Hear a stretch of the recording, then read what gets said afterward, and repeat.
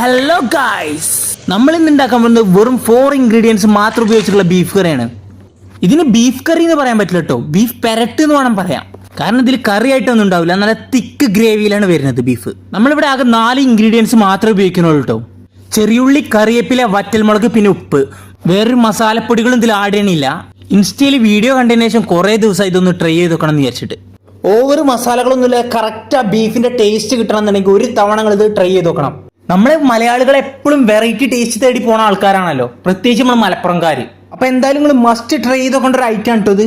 ചട്ടി ഒന്ന് നല്ലോണം ചൂടായി വന്നതിന് ശേഷം കുറച്ച് എണ്ണ ഒഴിച്ചു കൊടുക്കുക. ഓവറായിട്ട് എണ്ണ ഒഴിക്കേണ്ട ആവശ്യമൊന്നുമില്ല കേട്ടോ. എണ്ണ ഒന്ന് നല്ലോണം തിളച്ചു വരുമ്പോൾ നമ്മളെ ചെറുള്ളിയിൽ ഇട്ട് കൊടുക്കുക. ബീഫിന്റെ ടേസ്റ്റ് കറക്റ്റ് കിട്ടാൻ വേണ്ടിയിട്ട് ഞാൻ ഇതിൽ കൂടുതൽ ചെറുള്ളി ഒന്നും ചേർക്കണില്ല കേട്ടോ. അത് ഏകദേശം ഒരു ബ്രൗൺ കളറായി വരുന്നവരെ നമുക്ക് വഴറ്റി കൊടുക്കണം കേട്ടോ. അതൊരു ബ്രൗൺ കളർ ആയതിനു ശേഷം നമുക്ക് അതിൽ വറ്റൽമുളക് അതേപോലെ തന്നെ കറിവേപ്പില ഇട്ട് കൊടുത്ത് നന്നായിട്ട് ഇളക്കി എടുക്കാം കേട്ടോ. ഇതിൽ ഓവർ ഇൻഗ്രീഡിയൻസിന്റെ ഒന്നും ആവശ്യമില്ലാത്തതുകൊണ്ട് ഏതൊരാൾക്കും വളരെ എളുപ്പത്തിൽ ഉണ്ടാക്കിയെടുക്കാൻ പറ്റിയ ഒരു ഐറ്റം ആണ് ഇത്. എന്നിട്ട് നമുക്ക് അതിൽ ബീഫ് ചേർത്തെടുത്ത് നന്നായിട്ട് ഇളക്കിയിട്ട് ആ ഉള്ളിയും ബീഫും കൂടി നല്ലോണം മിക്സ് ചെയ്തെടുക്കണം കേട്ടോ. മെയിനായിട്ട് ഇതിൽ ഉള്ളിൻ്റെ അതേപോലെ തന്നെ ബീഫിന്റെ ടേസ്റ്റ് മാത്രമേ നമുക്ക് കിട്ടുള്ളൂ. കുറച്ച് വെള്ളം ചേർത്തെടുത്ത് ഇളക്കിയിട്ട് നന്നായിട്ട് വറ്റിച്ചെടുക്കണം കേട്ടോ ഇത്. പിന്നെ അടച്ച പാത്രം ഉണ്ടല്ലോ, തുറക്കുമ്പോൾ ഇതിനൊരു സ്മെല്ല് വരാണ്ട് മക്കളെ. അതങ്ങോട്ട് തുറന്നു വെച്ചിട്ട് ഒരു 10-15 മിനിറ്റ് വേവിച്ചെടുക്കുമ്പോൾ ഏകദേശം ഇതേ ഒരു സ്ട്രക്ചർക്ക് എത്തിട്ട് സാധനം ആ ബീഫത്തെ നെയ്യൊക്കെ ഇറങ്ങിയിട്ട് അതിൽ മിക്സ് ആയി കഴിഞ്ഞാൽ കറക്റ്റ് ആ ബീഫിന്റെ ടേസ്റ്റ് ആണ് കിട്ടുട്ടോ.